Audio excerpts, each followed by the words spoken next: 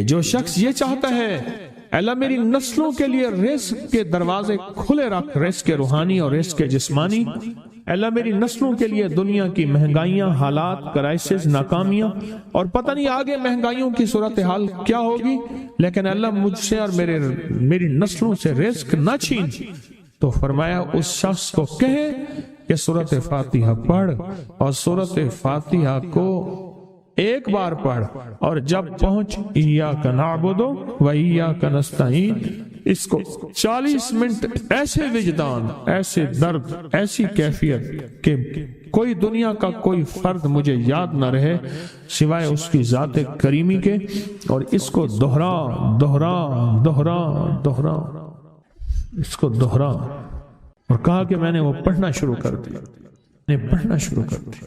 شیخ حامد کوفی کہتے ہیں کہ کوفہ میں ہمارے ہاں ایک رئیس تھا، اور لوگ اس کے در سے کھاتے تھے، اور لوگ اس کے در سے بہت لیتے تھے، اور بہت سخاوت چلتی تھی، اور سنا تھا کہ اس کے والد بھی ایسے رئیس تھے، اور سنا تھا اس کے دادا بھی ایسے رئیس تھے، اور یہ بات سنی تھی کہ اس کے دادا نے کوئی عمل کیا تھا، اور ایسا نہیں، دادا کے بڑوں نے کوئی ایسا عمل کیا تھا جس میں اللہ سے نسلوں کے لیے رزق اور رزق کے خزانے منوائے تھے۔ کتنے لوگ ایسے ہیں، مال دولت چیزیں ایسے حالات اور گردش میں آئے کہ ناموری سے گمنامی میں چلے گئے۔ مجھے یاد ہے کہ میں ٹاؤن شپ میں ایک بندے سے ملا، یہ بات ہے آج سے کچھ 27-28 سال پہلے کم و بیش، ایسے چھوٹا سا کمرہ تھا، اور مختصر سی 2-3 کرسیاں، ایک ٹوٹی سی میز، اور کہا کہ میں لاہور میں میرا سکہ چلتا تھا، میرا نام یہ ہے، نام مناسب نہیں، رازداری زندگی کا پہلا حصہ ہے، اور میرا نام یہ ہے، اور میرا اپنا ذاتی جہاز تھا، اور یہ مال تھا، اور یہ چیز تھا، اور آج میرا حال یہ ہے کہ اگر میں دوائی لوں گا تو یہ بندہ پیسے دے گا جو ساتھ کھڑا تھا، میرے پاس دوا کے پیسے نہیں ہیں۔ مجھ سے ایک ہمارے مخلص ہیں، وہ کہنے لگے کہ میرے والد جن کے پاس جاب کرتے تھے ان کا بہت بڑا کاروبار تھا، انہوں نے اس دور میں 14,000 کی گاڑی لی تھی نئی، اور پھر 16,000 کی گاڑی لی، نئی گاڑی، کتنے کی؟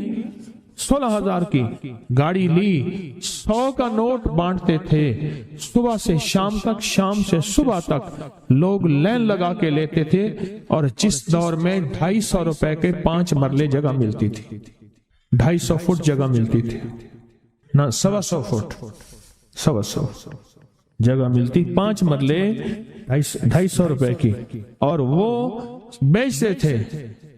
اور پھر ایک وقت ایسا آیا ہر چیز ختم ہو گئی۔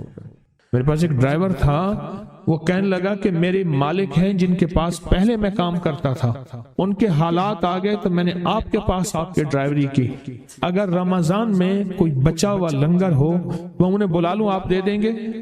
تو ہم رمضان میں مجمع آتا تو کوشش کی جاتی ہے کہ ان کو کھانا تازہ کھلایا جائے، تو میں نے کہا ٹھیک ہے، کہا کہ کچھ پیسے بھی ہو جائیں۔ کون ہے؟ کہا کہ فلاں لاہور کا، نہیں جانتے آپ؟ ہاں جانتا ہوں، اتنی بڑی سوسائٹی ہے بڑی مالداروں کی۔ کہا یہ 28 مربع جگہ انہی کی تھی، اور آج سے 40 سال پہلے انہوں نے یہ جگہ بیچی تھی، اور اتنے کروڑوں میں اتنے میں بیچی تھی، اب وہ ایک چھوٹے سے مکان میں رہتے ہیں، سب کچھ ختم ہو گیا ہے، سب کچھ ختم ہو گیا ہے، اور ان کے گھر کھانا نہیں ہوتا، اور آپ اگر کھانا دیں گے تو ان کے گھر میں 2-3 وقت اچھا گزر جائے گا۔ میں اپنی نسلوں کے لیے تمنگری منوا لے، اپنی نسلوں کے لیے رزق منوا لے، اپنی نسلوں کے لیے وسعت منوا لے۔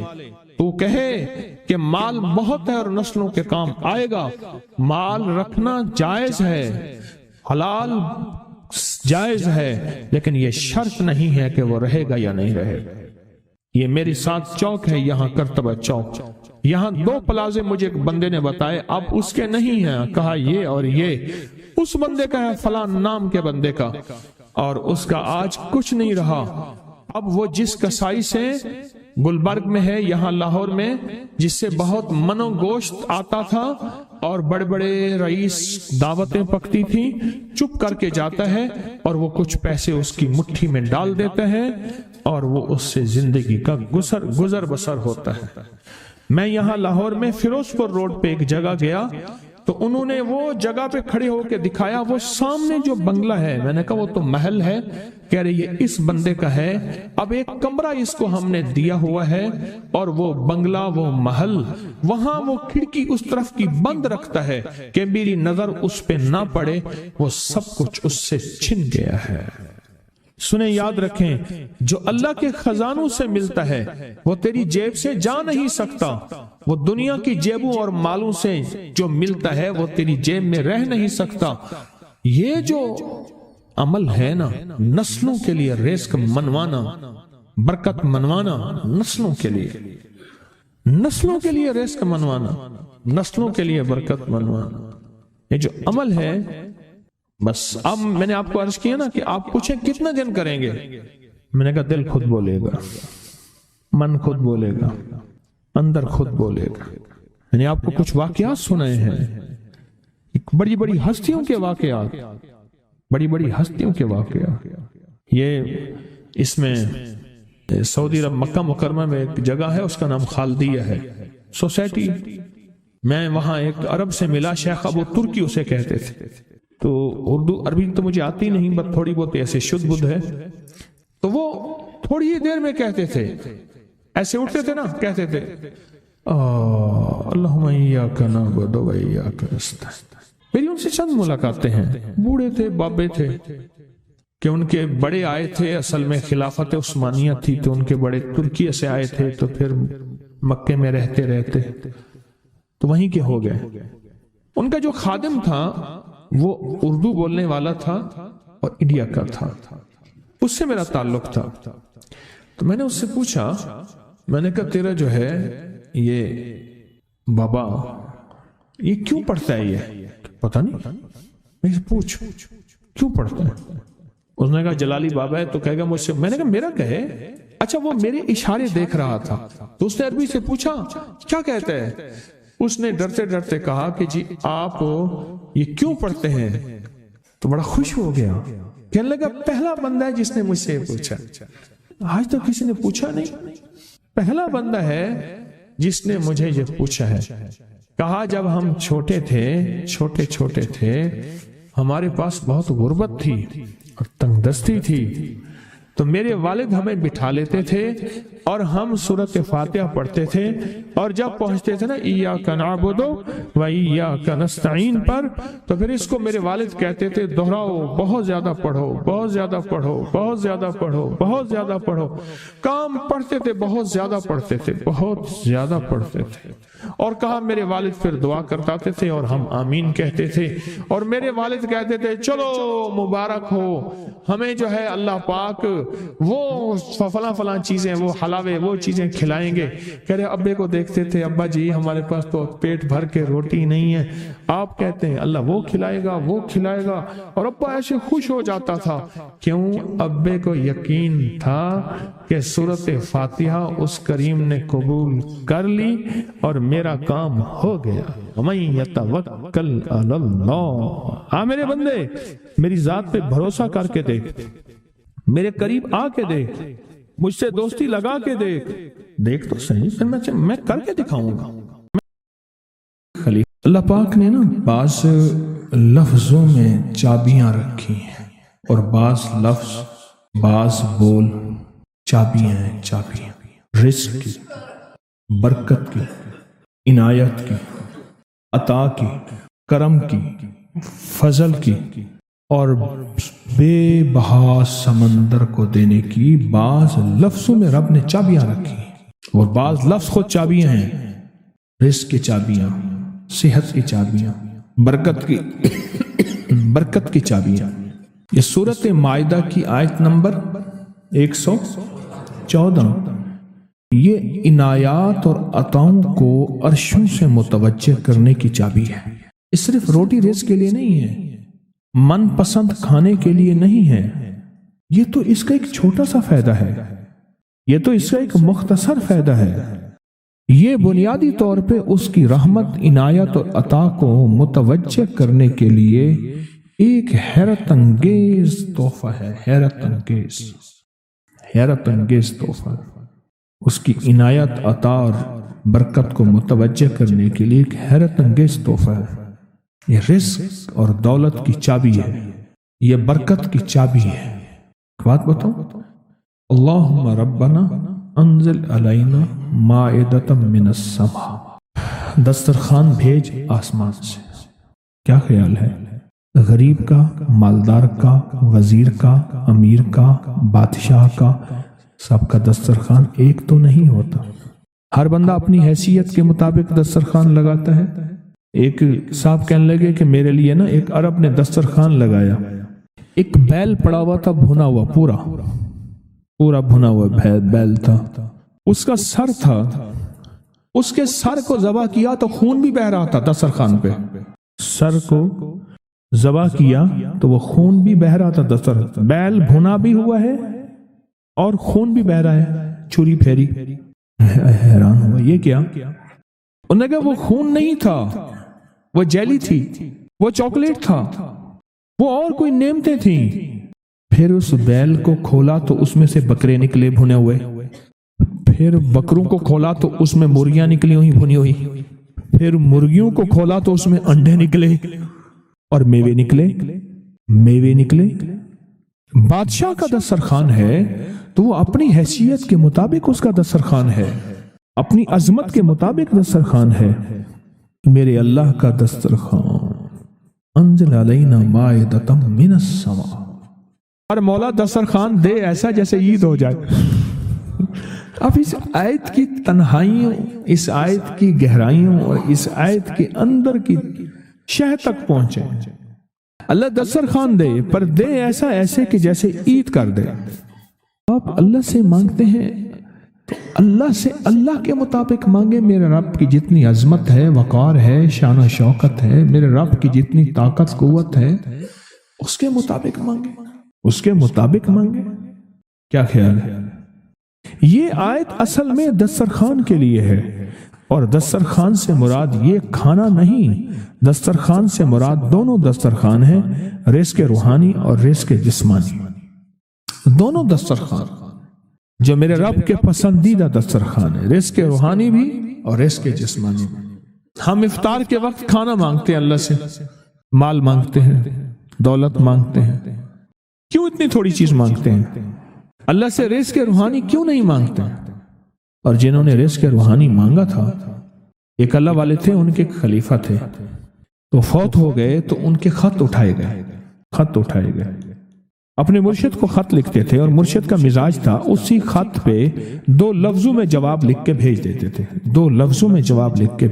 تھے، اسی خط۔ فرماتے تھے کہ حضرت آپ کی دعاؤں اور توجہات سے، اللہ کے فضل و کرم سے میرے روزانہ جو ہے 1.25 لاکھ دفعہ نفی اثبات ہوتا ہے، لا الہ الا اللہ، 1.25 لاکھ دفعہ الا اللہ ہوتا ہے، 1.25 لاکھ دفعہ اللہ ہوتا ہے، 1.25 لاکھ دفعہ اللہ ہوتا ہے، 70,000 دفعہ 1.25 لاکھ دفعہ کلمہ ہوتا ہے، اتنے سپارے ہوتے ہیں، اتنی 100 رکعتیں ہوتی ہیں، یہ ہیں۔ وہ اسکول کے ٹیچر بھی تھے، وہ 5 وقت نماز بھی پڑھاتے تھے، ان کے بہت سارے بچے بھی تھے، ان کی زندگی کا یہ نظام بھی تھا، پر انہوں نے یہ سارا کچھ لکھا اپنے مرشد کو، کہا کہ خط اٹھا کے دیکھیں، حیران ہو جاتے تھے۔ مجھے ایک بندہ نہیں، میرے پاس اب بھی کئی بندے ہیں کہ اتنے ارب درود پاک پڑھا، اتنے ارب، لاکھ نہیں، ہزار نہیں، کروڑ نہیں، اتنے ارب درود پاک پڑھا، اتنے ارب کلمہ پڑھا، اتنا ارب سورۃ اخلاص پڑھی اور فلاں پڑھا۔ مجھ سے غلطی ہوئی، ایک دفعہ ان کا خط آیا تو میں نے رسالہ اس وقت چھپ رہا تھا، میں نے کہا یہ خط بھی اس میں ڈال دو، چھاپ دو۔ کئی ٹیلی فون تو میں نے سنے، ایک فون مجھے یاد ہے اچھی طرح، کوئی 6 7 8 کی بات ہے، 2000۔ اس نے کہا میں ہوں اوان، اور آگے سے یہ ہٹا دوں تو بن جاؤں گا حیوان، لفظ ہٹا دوں تو میں یوں بن جاؤں گا۔ تمہیں پتہ ہے تم نے یہ کیا چھاپا ہے؟ شرک اور بدعت، جھوٹ چھاپتے ہو، دھوکہ دیتے ہو۔ وہ سچا تھا، غلطی ہماری تھی۔ برتن نہیں ہے، اس برتن کے مطابق وہ برتن چھلک پڑا۔ اس پہ ایک بات بتاؤ، ابو ہریرہ فرماتے ہیں میرے حضور نے مجھے علم کے 2 برتن عطا فرمائے ہیں۔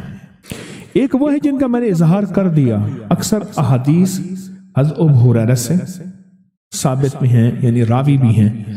علم کا وہ برتن ہے، ایک وہ میں نے دے دیا، اور ایک علم کا ایسا برتن ہے اگر میں اس کا اظہار کر دوں، ایک روایت تو یہ ہے کہ لوگ تلوار کھینچ کے میرا سر جدا کر دیں، ایک روایت یہ ہے کہ گدی سے میری زبان کھینچ لیں۔ میں نے وہ علم کا برتن چھپا کے رکھا۔ ان کا خط تھا کہ اتنا سوالا انہوں نے اللہ سے رزق روحانی کا دسترخوان منوا لیا تھا کہ اللہ یہ دسترخوان تیرے خزانے میں کمی نہیں ہے، یہ دسترخوان مجھے عطا فرما۔ رزق روحانی کا دسترخوان اللہ نے منوا لیا تھا، اللہ سے منوا لیا تھا۔ آپ اس آیت کے ذریعے اللہم ربنا، میں نے ایک عرض کیا تھا جن دعاؤں سے پہلے ربنا اور اللہم آئے، جن دعاؤں سے پہلے ربنا اور اللہم آئے، ان دعاؤں کی قبولیت، محبوبیت، مقبولیت، تاثیر، کمال بہت اور دعاؤں سے بہت زیادہ آگے ہے۔ اس دعا میں اللہم آئے ربنا انزل علینا مائدۃ من السماء تکون لنا عید، مولا دسترخوان بھیج آسمان سے، مولا دسترخوان بھیج آسمان سے، دسترخوان بھیج آسمان سے، اور ایسا دسترخوان آسمان سے بھیج جو تیری شان کے مطابق ہو، پھر آپ کی نسلوں میں رزق، دولت اور صحت، برکت، اور پھر کمال سوچ نہیں سکتے کہ علم کے خزانے، روحانیت کے خزانے، ذکر، تسبیح، سجدے، عبادات۔ اچھا، ہمارے ہاں عبادات میں ایک وہ عبادات ہیں جو ہم کرتے ہیں اور یہ بالکل ٹھیک ہے، نفل، اشراق، چاشت، اوابین، تلاوت، تسبیحات۔ ایک لمحہ بندے پہ ایسا آتا ہے اس کی ظاہری عبادات مخفی ہو جاتی ہیں، اور یہ ہر کسی پہ نہیں آتا۔ امام مالک پہ آیا تھا کہ وہ پھر گھر میں بند ہو کے رہ گئے تھے، پھر جنازہ وہیں سے نکلا تھا، وہ کتنے سال گھر سے باہر نہیں نکلے۔ اس آیت کے ذریعے اللہ سے منوائیں۔ یہ جو وظیفے ہیں کسی درویش کی، یا کوئی درویش نے جس کو اجازت ہے اس کی اجازت صحیح ہو، ہر بندہ اجازت دینا نہ شروع کر دے، اجازت کے پیچھے نسبتیں چاہیے، ان نسبتوں کی طاقت چاہیے۔ وہ جو اجازت ملتی ہے اس اجازت کے اندر جو تاثیر ہوتی ہے، اس میں جو کمال ہوتا ہے، اس میں جو اندر کی کیفیتیں ہوتی ہیں، اس اجازت سے نسلوں میں تونگری، دولت، رزق، عزت، صحت ایسے بارش کی طرح برستی ہے۔ میرے جو مرشد تھے حضرت خواجہ سید محمد عبداللہ حجویری رحمت اللہ علیہ، میرے مرشد جو تھے وہ حضرت داتا صاحب کی سچی آل میں سے تھے۔ مجھے جاتے جاتے انہوں نے اجازت دی 1991 ستمبر میں، اور مدینہ منورہ فرمایا میں جا رہا ہوں، بس اب بقی میں، اور بقی کے اندر جا کے سو گئے۔ اب بھی میں مرشد کے ہاں جاتا ہوں تو جنت البقی کے قبرستان میں ان کی نسبتیں دیکھیں کتنی اونچی ہیں۔ پھر وہ نہیں، 26 بڑی ہستیوں نے مجھے خلافتیں،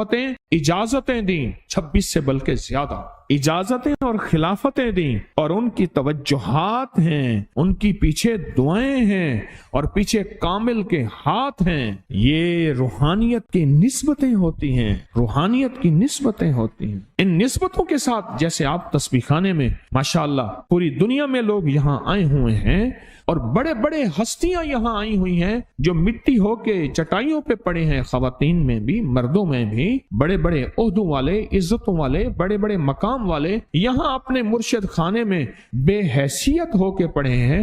جو بے حیثیت ہو کے آتا ہے اللہ اس کو عزت اور مقام اور حیثیت دے۔ کہنے لگا میں نے نا حمزات کو قابو کرنے کے لیے میں نے ایک عمل کیا۔ عمل یہ تھا کہ ایک بڑا سا تھال لے لیں، جیسے یہ گارے اور مٹی میں تھال ہوتے ہیں، اس کا چراغ بنا لیں، اس میں 10 کلو تیل ڈالیں اور بڑی ساری بتی ہو، ٹھیک، اس کی بتی جلائیں۔ 10 کلو تیل جلنا ہے، یہ سارا کتنا تیل جلنا ہے، اس کی بتی میں، اس کی لو میں دیکھنا ہے، اور پھر بیٹھنا اس انداز سے ہے کہ میرا سایہ ہو، اور پھر میں اپنے سائے کو بھی دیکھوں، لو کو بھی دیکھوں، اور اس کے بعد یہ وظیفہ پڑھنا ہے۔ 40 دن میں یہ 10 کلو تیل جل جاتا ہے، دن رات بیٹھنا ہے اور اس کو پڑھنا ہے۔ 30 دن جب گزرے تھے، 30 دن گزرنے کے بعد اس کو نقشے نظر آنا شروع ہوئے، نقشے یہ نظر آنا شروع ہوئے کہ گھر ہے، بچے ہیں، کھیل رہے ہیں، اماں بیٹھی ہے، آپس میں بچے کو لڑ بھی رہے ہیں، کھا بھی رہے ہیں، پی بھی رہے ہیں، اس نے ادھر سے توجہ ہٹائی۔ مرشد نے فرمایا تھا کہ دیکھ میری نگرانی میں عمل کر رہا، نقشے نظر آئیں گے، کسی نقشے میں نہ توجہ کرنا نہ خوف کرنا، خوف بھی آئے گا، چیزیں بھی آئیں گے، نہ کرنا، بس نہ کرنا۔ دوسرے دن اوپے سے نظر آیا، پھر بچے ہیں کسی باغ میں کھیل رہے ہیں، ایک بچہ پھر گم ہو جاتا ہے، ماں روتی ہے، اتنا روتی ہے اس کو رونا آ جاتا ہے۔ پھر خیال آیا مرشد نے فرمایا تھا کسی توجہ نہ کر، یہ کیا نقشہ شروع ہو گیا؟ اچھا پھر 2 دن کے بعد نقشہ آیا، بچے کھیلتے کھیلتے کھجور پہ چڑھ گئے، ایک بچہ جو اوپر سے گرا اس کے بازو ٹوٹ گئی، لات ٹوٹ گئی، اب پتہ چلا وہ تو مر گیا۔ اب اس کی میت پہ جو اماں نے بین ڈالے، جو ابے نے روئے اور گھر کی مائیاں روئیں، اصل اس کو وظیفے سے ہٹانا تھا اور اس کی نظر جو وہ وہاں سے نظر سے ہٹانا تھا۔ پھر اس کو مرشد کا خیال آیا کہ توجہ نہیں ہٹانی، دھیان نہیں ہٹانا۔ پھر خیال آیا جب مرشد کامل ہو فائدہ کبھی نہیں ہوگا جب تک یقین کامل نہ، اصل توجہ ہٹانی ہے۔ اور بہت زیادہ رونا اور اتنا رونا کہ سرکار کا خیال آیا، بچے کو لے جا رہے ہیں، اس کی میت پھر قبر کھود رہے ہیں، پھر اس کا یہ کر رہے ہیں، رونا اتنا کہ اس کے آنسوں، رونے کی کوئی کیفیت تھی مائیوں کی۔ 2 دن ابھی رہتے تھے 40 دن میں سے، تو پھر وہی گھر نظر آیا، بچے کھیل رہے ہیں، شوہر آیا، اس نے آ کے کہا مجھے روٹی دو۔ اس نے کہا گھر میں تو کچھ بھی نہیں ہے، لکڑیاں ہی نہیں ہیں، آپ نے کچھ دیا ہی نہیں۔ میاں بیوی کی لڑائی ہو گئی۔ اس نے کہا پھر ٹھیک ہے میں آج سب کو جلا دے۔ اس نے کہا لکڑیاں لے آیا، ادھر ادھر سے لکڑیاں لا کے نہ سے اس نے لکڑیاں جلائیں، بچوں کو اٹھا کے جو ڈالا آگ میں، جو چیخیں نکلی بچوں، دوسرے کو پکڑ کے ڈالا، تیسرے کو ڈالا، چوتھے کو ڈالا، آگ میں ڈالتا جا رہا ہے۔ مائی چیخ رہی ہے، کوہرام ہے، زندہ بچوں چھوٹے معصوموں کو آگ میں ڈال رہا ہے۔ ڈالتے ڈالتے کہنے لگے تو بچ گئی ہے بھائی، پھر پکڑ کے میں تجھے ڈالتا ہوں۔ جب اس کے ڈال کے کہنے لگا اب اس عامل کو تو بچ گیا ہے، ایسے اس کو ہاتھ ایسے پکڑنے لگا اور پیچھے مرشد کا کھینچ کے تھپڑ اس کو آیا۔ جب کھینچ کے تھپڑ آیا سارا نقشہ ختم ہو گیا۔ اوہو، کہنے لگا یہ کیا تھا؟ مرشد کامل ایسا ہوئے جرا لولوں دے وچ وسے ہو، نال نگاہ دے پاک کریندا، نہ صابن سجی گھتے ہو۔ یہ اس وقت ہوگا جب یقین ہوگا، جب تیرا یقین کمزور ہے۔ مرشد کامل ہے، یقین کامل نہیں ہے، ناکام رہے گا ساری زندگی، تھرمامیٹر لگاتا رہے گا۔ کوئی کہہ دے گا کہ تیرا مرشد 1 نمبر ہے، ولی ہے، کہا سبحان اللہ۔ کوئی کہہ دے گا 2 نمبر ہے، کہے توبہ توبہ۔ ساری عمر اسی زندگی میں رہے گا، کبھی نہیں پا سکے گا۔ 40 دن کے بعد مرشد کی خدمت میں حاضر ہوا اور سارے نقشے بتائے، فرمایا نہ بتاؤ ہم دیکھ رہے تھے۔ علامہ فخر الدین رازی رحمت اللہ علیہ کا مشہور واقعہ ہے، مرید جو ہے آپ کا سینکڑوں میل دور، اور وہ مرید وہ تھا جو ساری عمر اللہ کے وجود کو کہتا رہا کہ اللہ کے وجود کو نہ ماننے والے کہتے تھے کوئی اللہ نہیں ہے، کہاں ہے دکھاؤ، ہر چیز خود بخود بن گئی ہے، خود بخود ختم ہو جائے گی۔ ان کے پاس 100 دلیلیں تھیں، کتنی 100 دلیلیں تھیں، اور آج تک ان کی دلیلوں کو کوئی توڑ نہیں سکا تھا اللہ کے وجود پہ۔ آخری وقت ہے اور آخری وقت کے اندر ایک دروازہ کھٹکھٹایا کسی نے کہ جناب ایک بزرگ آپ سے ملنے آئے ہیں۔ وہ بزرگ ان کے دوست تھے پرانے، اوہو آپ کا آخری وقت ہے، میں ملنے آیا۔ اور وہ بزرگ نہیں تھا، وہ شیطان کی شکل بن کے آیا تھا۔ اس نے آتے ہی وہ مسئلہ چھیڑ دیا، آج تک اس کی دلیلیں کوئی نہیں توڑ سکا تھا، یہ اس کی دلیل توڑ گیا۔ پہلی دلیل ٹوٹ گئی، اس نے دوسری دی اللہ ہے، اس نے 2 دلیل بھی توڑ دی کہ اللہ نہیں ہے، اس نے تیسری دی اللہ ہے، اس نے وہ اپنے علم کی طاقت وہ دلیل بھی توڑ دی، چوتھی 99 دلیلیں توڑی، ابھی 1 دلیل باقی رہتی ہے۔ اگر وہ بھی دلیل گئی تو یہ بھی کہتا ہے اللہ نہیں، اور آخری وقت میں رب کے وجود کا انکار کر کے خاتمہ خراب کر کے گیا۔ مرشد وضو فرما رہے تھے، دور کہیں میلوں میلوں دور اللہ نے اپنی طاقت قدرت سے نقشے ہٹائے سامنے سے، اور نقشے ہٹائے کہ تیرا مرید گیا، وہیں سے وضو کا پانی چلو بھر کے نہ زور سے پھینکا، اور کانوں میں آواز آئی کیوں دلیلیں دے رہا ہے؟ تو نہیں کہتا میں نے اللہ کو بغیر دلیل کے مانا، تو دلیلیں دے رہا ہے؟ کیوں نہیں کہتا کہ میں رب کو بغیر دلیل کے مان؟ علامہ رضی اللہ تعالیٰ عنہ امیر المومنین مسجد نبی میں خطبہ دے رہے ہیں، حضرت ساریہ صحابی تھے، وہ اس لشکر کے سپہ سالار تھے، میلوں سے میلوں سینکڑوں میل دور ایسے نقشے ہٹے، اور خطبے کے دوران انوکھی بات کہہ دی، یا ساریہ الجبل، ساریہ پہاڑ کے پیچھے دیکھ دشمن وہاں سے حملہ کر رہا ہے، اور پھر خطبہ شروع کر دیا۔ جمعہ کا خطبہ تھا، لوگ حیران، یہ امیر المومنین نے کیا فرما دیا؟ جب حضرت ساریہ کا قافلہ آیا واپس تو فرمایا فلاں وقت فلاں لمحے فلاں وقت میں جمعے کے دن فلاں لمحے میں امیر المومنین آپ کی آواز آئی تھی، اگر نہ آتی تو دشمن نے پیچھے سے مقابلہ حملہ کر دیا تھا اور ہمیں کاٹ کے رکھ دیتا، ٹوٹے ٹوٹے کر دیتا۔ آپ کی آواز آئی، ساریہ پیچھے دیکھ دشمن حملہ کر رہا ہے پہاڑ کے پیچھے، یا ساریہ الجبل۔ یہ میں آپ کو حوالوں سے بات کر رہا ہوں، روایات بتا کے بات کر رہا ہوں۔